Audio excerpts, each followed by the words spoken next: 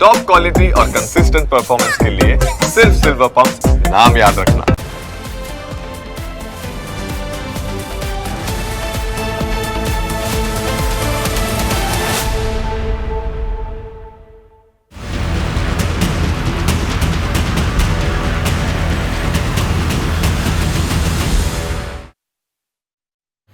કમોસમી વરસાદથી ખેડૂતોને થયેલા નુકસાન બાદ સરકારે સહાયની કામગીરી શરૂ કરી છે, પણ આ બધાની વચ્ચે સોશિયલ મીડિયાની અંદર એક વિડીયો ખૂબ વાયરલ થઈ રહ્યો છે, જેમાં એક સરપંચ ખેડૂતોને કહી રહ્યા છે કે વેરો નહીં ભરો તો સહાયનું ફોર્મ પણ નહીં ભરાય.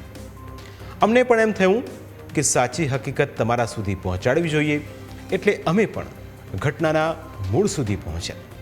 વાત અમરેલીના લીલિયાની છે અને વિડીયો પણ અમરેલીના લીલિયા મોટા ગામના સરપંચનો છે. પહેલાં વિડીયો જુઓ, પછી એનું વિશ્લેષણ પણ કરીશું. તારે જે કરવું જોઈ જાય પંચાયતનું લેણું બાકી હોય ને વેરો ભરવો ફરી જાય. વેરો ભરવો ફરજિયાત શું કામ એમ? માનો કોઈ ખેડૂત પાસે પૈસા નહીં હોય તો એને ભરવો ફરજિયાત શું કામ એમ? વેરો ભરવો એવો કોઈ પરિપત્ર છે સરકારનો? ક્યાં છે? તો ડીડીઓ પાસે આપો, મને પરિપત્ર આપો. તમારે દેવો પડે કાકા. અમરનો દે ડીડીઓ પાસે એમ ન હોય, ડીડીઓ પાસે ન હોય. ડીડીઓ પાસે હું ના જાઉં છું.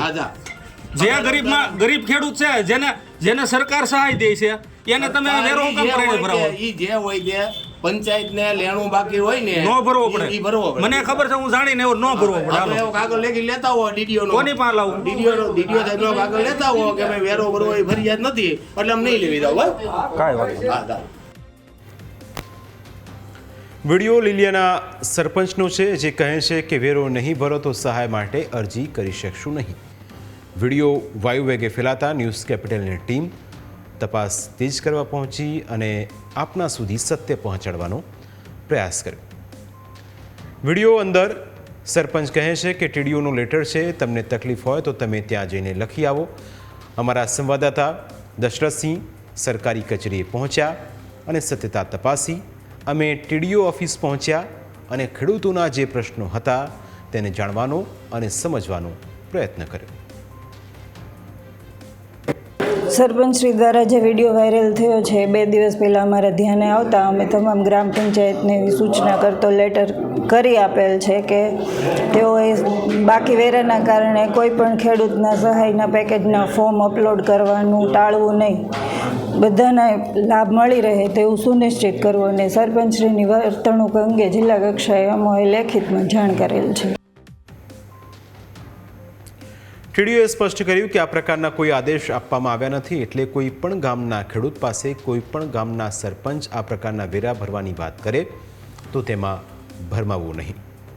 ખેડૂતોને જે સરકારી સહાય મેળવવામાં કોઈ વેરો ભરવાનો હાલ પૂરતો નથી, પણ જો તમારી સરકારી યોજનાનો લાભ લેવો હશે તો વેરો પણ કેટલાક કિસ્સામાં ભરવો પડશે.